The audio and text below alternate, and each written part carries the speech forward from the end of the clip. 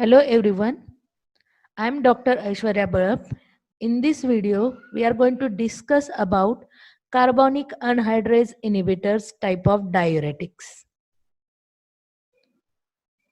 In 1937, it was proposed that the normal acidification of urine was caused by secretion of hydrogen ions by the tubular cells of the kidney. These ions were provided by the action of the enzyme carbonic anhydrase, which catalyzes the formation of carbonic acid from carbon dioxide and water.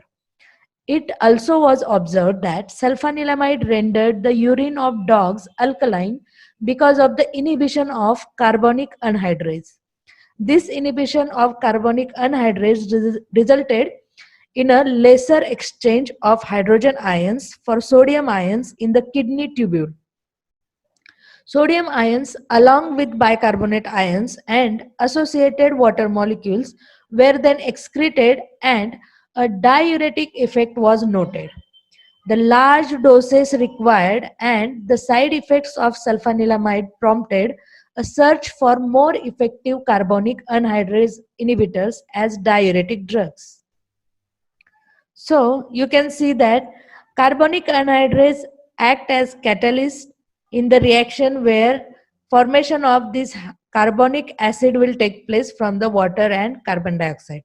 So the carbonic anhydrases form a family of enzymes that catalyze the rapid interconversion of carbon dioxide and water to bicarbonate and protons or vice versa. So here you can see the same thing, that is the formation of carbonic acid from water and carbon dioxide and vice versa was catalyzed with the help of carbonic anhydrase. Carbonic anhydrase inhibitors induce diuresis by inhibiting the formation of carbonic acid within proximal and distal tubular cells to limit the number of hydrogen ions available to promote sodium reabsorption. For a diuretic response to be observed, more than 99% of the carbonic anhydrase must be inhibited. Although carbonic anhydrase activity in the proximal tubule regulates the reabsorption of approximately 20 to 25% of the filtered load of sodium, the carbonic anhydrase inhibitors are not highly efficacious diuretics.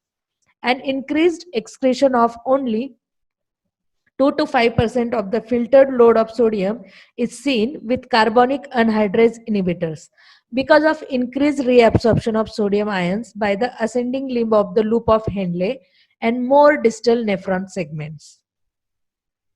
Here you can say that the carbonic anhydrase activity is given or shown by this, that is the carbonic acid will be actually attached to this carbonic anhydrase. So the similar to that, these inhibitors will also have the groups like sulfoamyl group, that is SO2NH2, which will similarly act as the carbonic anhydrase, or it will be a structural analog to the carbonic anhydrase. Sulfanilamides. It was introduced for the treatment of bacterial infections but observed to produce a mild diuresis through inhibition of renal carbonic anhydrase. It was also found to have severe side effects. To improve the carbonic anhydrase inhibitory property of sulfanilamide, many sulfamyl containing compounds were synthesized and screened for their diuretic activity and ability to inhibit carbonic anhydrase. Two groups of carbonic anhydrase inhibitors emerged. That is, first one is simple heterocyclic sulfonamides. Second is meta-disulfamyl benzene derivatives. We will see first heterocyclic sulfonamides. Sulfanilamide is the lead structure here, you can see, and these two derivatives are there in the market, that is acetazolamide and methazolamide. If you consider the structure activity relationships for this prototype, that is acetazolamide, the first essential thing is the sulfoamyl group is essential for the production of diuresis, because as we have discussed that it acts as the structural analog to the carbonic anhydrase activity. So sulfonyl group is very essential for the diuresis activity. Here, another thing, the sulfonyl nitrogen atom must remain in this second group unsubstituted to retain the activity. So here there should not be any substitution in the sulfonyl nitrogen. Then the derivatives with the highest lipid water partition coefficient and lowest pKa value have the greatest carbonic anhydrase inhibitory and diuretic activity. So here the derivatives which will have the more lipid water partition coefficient and low pKa will be having the greater diuretic activity. The sulfonyl group is absolutely essential for the in vitro carbonic anhydrase inhibitory activity. The sulfonyl nitrogen atom must remain unsubstituted to both in vivo and in vitro activities.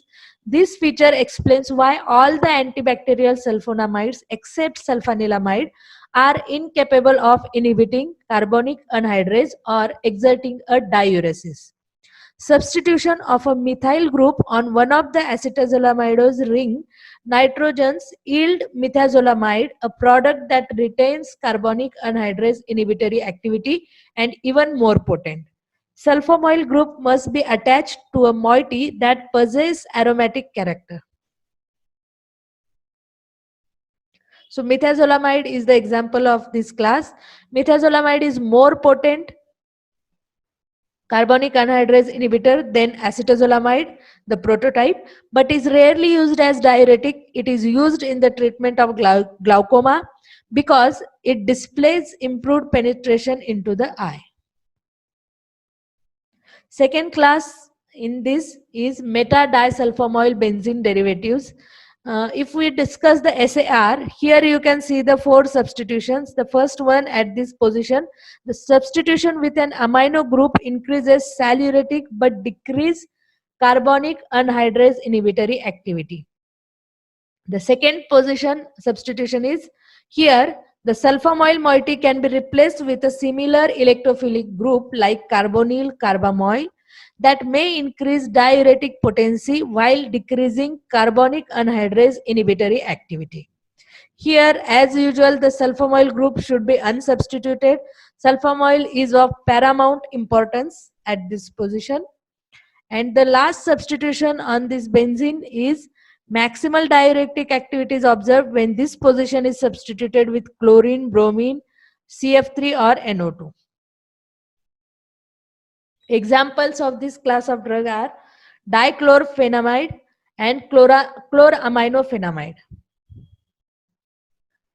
Clinical indications or uses are it is used in glaucoma as it decreases intraocular pressure by decreasing the rate of aqueous humor formation. Acetazolamide, methazolamide, dichlorphenamide can be used in glaucoma. In urinary alkalinization, increases excretion of uric acid. Uric acid is relatively insoluble in acidic urine. So acetazolamide will increase renal excretion of weak acids, for example, that is aspirin. It also can be used or it is used in acute mountain sickness. The symptoms are like weakness, dizziness, insomnia, headache and nausea. So about 3000 meters there is increased risk of pulmonary or cerebral edema. Edema can be decreased if acetazolamide is taken 24 hours before ascent. So with prolonged use of the carbonic anhydrase inhibitor diuretics, the urine becomes more alkaline and the blood becomes more acidic. When acidosis occurs, the carbonic anhydrase inhibitors lose their effectiveness as diuretics. They remain ineffective until normal acid-base balance in the body has been regained. For this reason, this class of compounds is limited in its diuretic use. Today, they are most commonly used in the treatment of glaucoma, in which they inhibit carbonic anhydrase in the eye, reduce the rate of aqueous humor formation, and consequently reduce the intraocular pressure. These compounds also have found some limited use in the treatment of absence seizures, to alkalinize the urine, to treat familial periodic paralysis, to reduce metabolic alkalosis, and prophylactically to reduce acute mountain sickness. Pharmacokinetics, all carbonic anhydrase inhibitors are well absorbed after oral administration. Urine pH increases from carbonate diuresis within 13 minutes, maximal at 2 hours, and persist for 12 hours. Side effects or toxicity: metabolic acidosis as blood becomes acidic by the prolonged use of these drugs. Renal stone formation: calcium salts are relatively insoluble at alkaline pH. Renal potassium wasting due to increased lumen negative electrical potential. And other side effects are drowsiness, paresthesias, hypersensitive reactions like fever, skin rashes, etc. Carbonic anhydrase inhibitors may accumulate in patients with renal failure, leading to CNS toxicity. Thank you.